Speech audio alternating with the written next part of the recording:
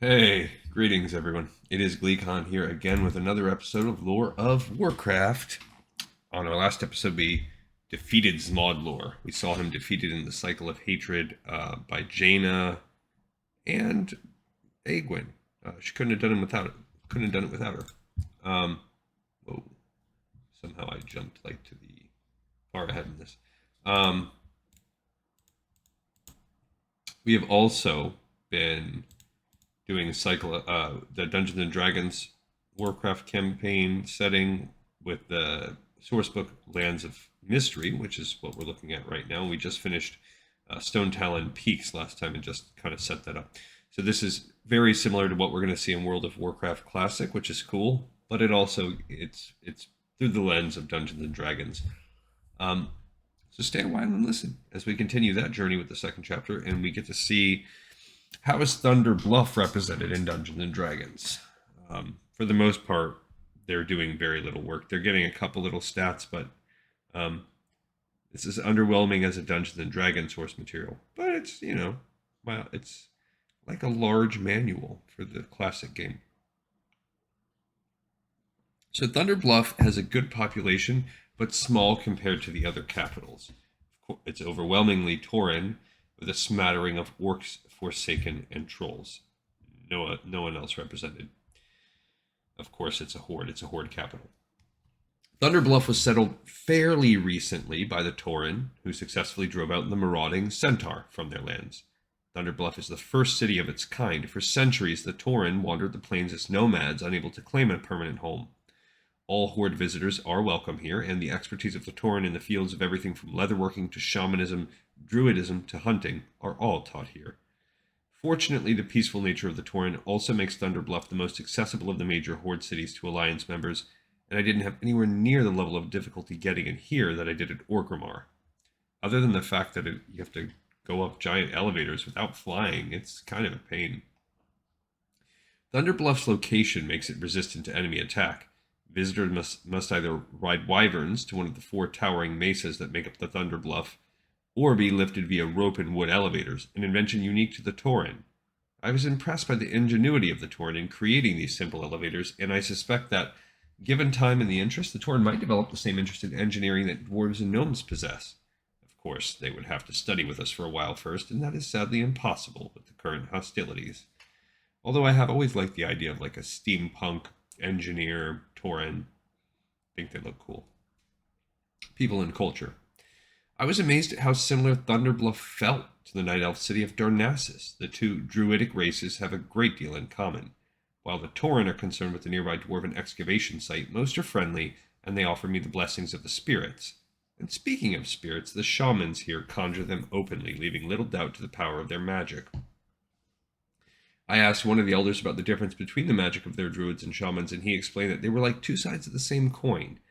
That explanation didn't really help much, so I asked him to elaborate, and from what I gathered, druids seem to focus on plants and nature more, and the shamans deal with animals and the raw elements.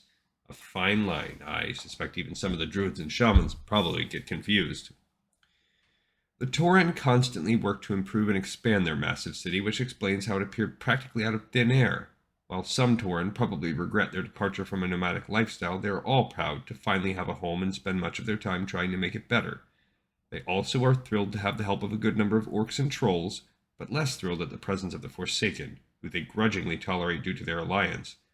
As I understand it, the tauren place a strong emphasis on the value of life, and the unlife of the Forsaken stands as an affront to their beliefs. I can definitely agree with them on that one, which is actually not how that is portrayed in the novel Sylvanas. Quite the opposite. It's portrayed as though they were the first to accept the Forsaken into the Horde, and it was because of their understanding of sort of the yin and yang of life, the duality of life, that the unlife of the Forsaken was something they were willing to explore and tolerate more than the other races.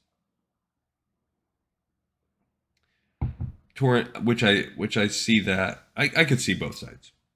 Geography. Thunder Bluff is composed of four towering mesas, or rises. The only entrances from the plains below are elevators leading to the central platform. The central rise is connected to the others through large wooden bridges.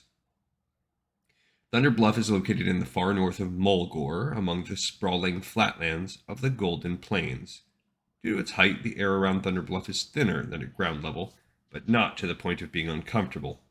Mount Hygel was much, much worse. The weather is almost always warm and sunny, with intermittent breezes carried in from the barrens. Sites and settlements. The various rises in Thunder Bluff act a bit like neighborhoods or quarters in a human city. There's the central rise. On this rise, one may find the inn, bank, flight tower, and court of Cairn Bloodhoof. As such, this rise also serves as the center of commerce for Thunder Bluff, and perhaps the most important section for visitors. I spoke to the chieftain only briefly, and our conversation was simple. He echoed Thrall's message of a willingness to have peace, and I specifically asked that he allow the nearby dwarves to continue their excavation, explaining that they were searching for relics of their ancestors and creators. The mighty tauren seemed to accept this explanation to an extent, but he stated that he would not permit them to damage the land without restriction. I suggested he send a group of his own people to work with the dwarves, in exchange for making sure that the land was properly cared for, and he agreed to bring my offer to his council of elders for discussion. Cairn seemed distracted during our conversation, as if lost in thought on other matters. I did not find this rude, but rather it seemed intriguing. Cairn's age shows, but I doubt that is what was slowing him. I learned a bit more about what might be bugging him when I moved on to the Elder Rise. Elder Rise. The northeastern rise is the home of Hamul Rune Totem, Master Druid of the Horde. I spoke to Hamul about the tauren and the Night Elves working together in Moonglade, and he did not seem pleased. When pressed, he explained that he was grateful that some of the elves work with his people, but one Night Elf, Archdruid Fandral Staghelm, has greatly offended the tauren by stating that only Night Elves can be true druids. Staghelm needs to get his head screwed on a bit tighter. It's people like him that perpetuate our struggles. Elder Crone Magatha Grim Totem also resides here, close enough to the hall of the Council of Elders to engage in political maneuvering. Apparently, Elder Crone is actually a title of respect among the tauren, as far as I can tell. Must have lost something in the translation. The Grim Totem clan adopts a harsh stance against the other races of the world and cares little for Cairn's peacekeeping ways. Rumors allude to dark affiliations among the Grim Totems. Some even suggest that the Grim Totems wish to bring about Cairn's downfall. If Cairn is suspicious of the Grim Totem's motives, he has not, so far, openly expressed it. Hunter Rise. Warriors and hunters travel here from all across the land to sharpen their skills and further their training. Like elves, tauren tend to prefer bows and other simple weapons to rifles. I considered teaching them the value of a good gun until I remembered that they might be using them against us. It's easy to get caught up in the peaceful nature of the tauren city and forget minor details like that. Hunter Rise is located on the southeastern side of Thunder Bluff. And the Pools of Vision. Located within a tunnel system just below the cap of Spirit Rise, the Pools of Vision serve as the Forsaken base of operations at Thunder Bluff. It is said that the misty, luminous pools reveal visions of those who can channel their energies. Here, the Forsaken collect and study items of arcane power. Sorry. I avoided this area, but in the little time I spent there, I noted the Forsaken practicing their trademark talent of alchemy as well. And that can never be a good sign. Actually, you would think that the tauren would be good at that too. Spirit Rise. Here the arts of shamanism are practiced and handed down to young tauren initiates. Spirit Rise is located on the northwest side of Thunder Bluff. And history. The Centaur were driving the tauren out of their homeland and around the time of the Third War. When Thrall and his horde arrived on the continent, an alliance was forged between the horde and the tauren. Following the defeat of Archimonde and the end of the war, Thrall helped the tauren rout the Centaur and reclaim their land. Shortly thereafter, the tauren founded the city of Thunder Bluff and began the process of settling into their old surroundings and repairing the ecological damage the Centaur had wrought. Thunder Bluff grows and expands at a tremendous rate.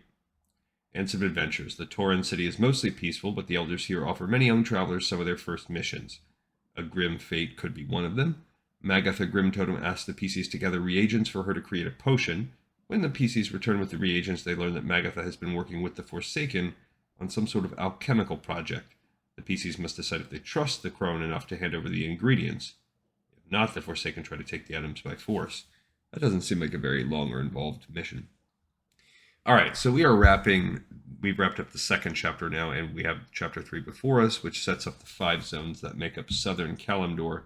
As you can see, something interesting right now, Ungoro Crater includes what becomes Uldun, and Silithus includes Encourage. That's a little bit less notable. So that's interesting. We also have Feralus and Thousand Needles, but yeah, this is a little more broken up now. Another thing that's worth noting is that this treatment that we're going to give all of Kalimdor and a couple other places beyond does not extend to the Eastern Kingdoms on our show, because one of the older books, I think, did it already. One of the Bran books. There's 5 or so books that are in the voice of Bran, but 2 or 3 of them we've already were the previous Warcraft role-playing setting, and we just kind of skimmed through those. So if I had like some kind of outcry where like people were like, yes, we really want to read them, or if we ran out of stuff years from now, we could come back and look at those books. Otherwise, we're just going to keep on plowing forward. But we are edging closer. Thank you so much, everyone, for watching and for listening. I hope that you enjoyed it. This episode's in the pipe 5x5, and I will see you all next time on Lore of Warcraft.